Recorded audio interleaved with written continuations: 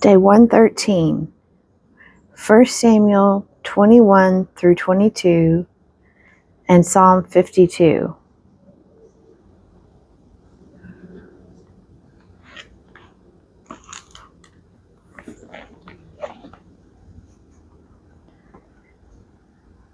First Samuel 21.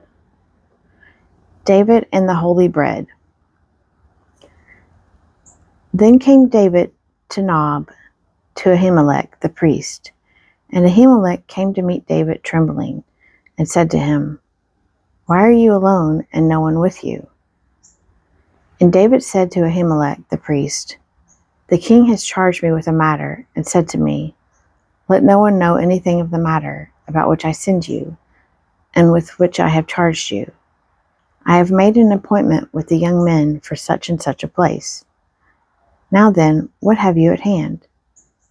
Give me 5 loaves of bread, or whatever is here. And the priest answered David, I have no common bread at hand, but there is holy bread, if only the young men have kept themselves from women. And David answered the priest, Of a truth, women have been kept from us as always when I go on an expedition.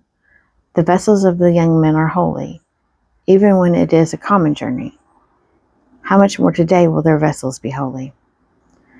So the priest gave him the holy bread, for there was no bread there but the bread of the presence, which is removed from before the Lord, to be replaced by hot bread on the day it is taken away. Now a certain man of the servants of Saul was there that day, detained before the Lord. His name was Doeg the Edomite, the chief of Saul's herdsmen. And David said to Ahimelech, And have you not here a spear or a sword at hand? For I have brought neither my sword nor my weapons with me, because the king's business required haste. And the priest said, The sword of Goliath the Philistine, whom you killed in the valley of Elah, behold, it is here wrapped in a cloth behind the ephod.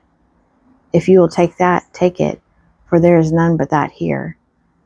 And David said, There is none like that. Give it to me. David flees to Gath. And David rose and fled that day from Saul, and went to Achish, the king of Gath. And the servants of Achish said to him, Is not this David, the king of the land? Did they not sing to one another of him in dances? Saul has slain his thousands, and David his 10,000s. And David took these words to heart, and was much afraid of Achish, the king of Gath.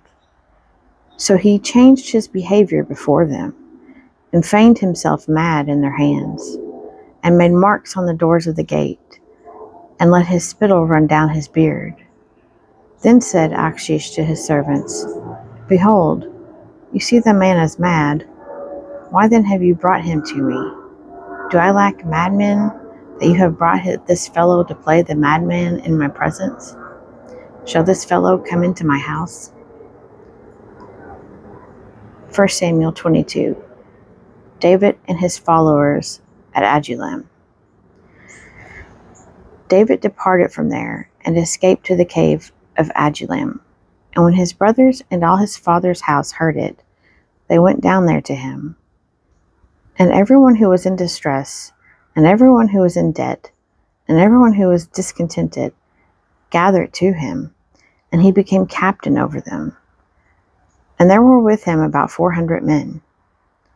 And David went from there to Mizpah of Moab, and he said to the king of Moab, Please let my father and my mother stay with you, till I know what God will do for me. And he left them with the king of Moab, and they stayed with him all the time that David was in the stronghold. Then the prophet Gad said to David, Do not remain in the stronghold, depart, and go into the land of Judah. So David departed and went into the forest of Hereth. Saul slaughters the priest at Nob. Now Saul heard that David was discovered, and the men who were with him.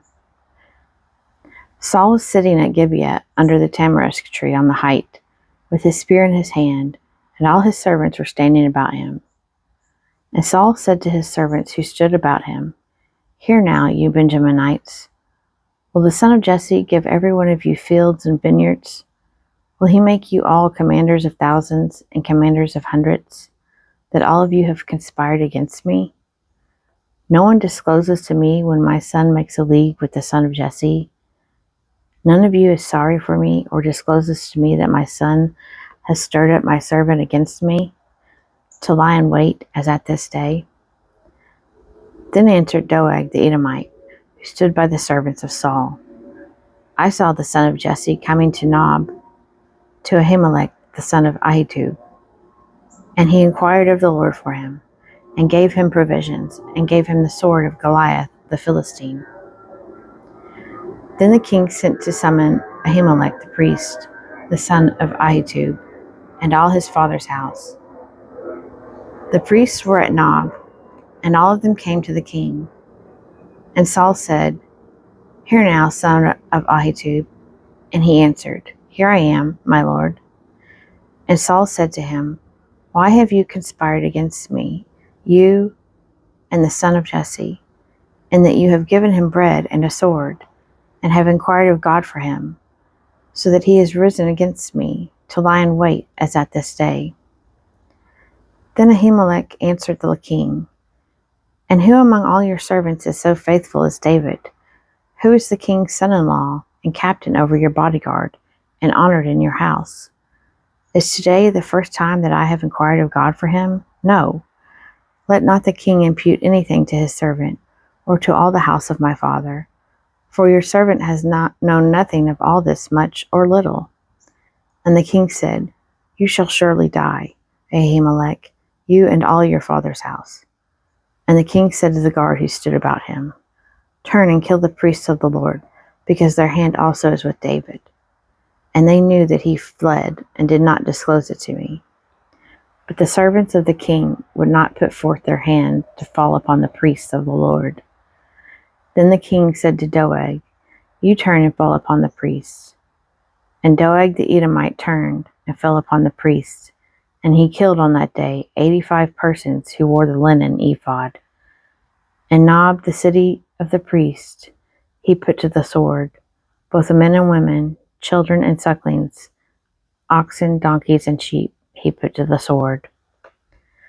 But one of the sons of Ahimelech, the son of Ahitub, named Abiathar, escaped and fled after David. And Abiathar told David that Saul had killed the priests of the Lord. And David said to Abiathar, "I knew on that day, when Doeg the Edomite was there, that he would surely tell Saul, 'I have occasioned the death of all the persons of your father's house.' Stay with me, fear not, for he that seeks my life seeks your life. With me you shall be in safekeeping."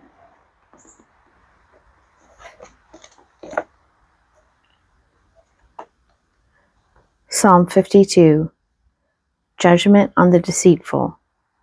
To the choirmaster, a maskil of David.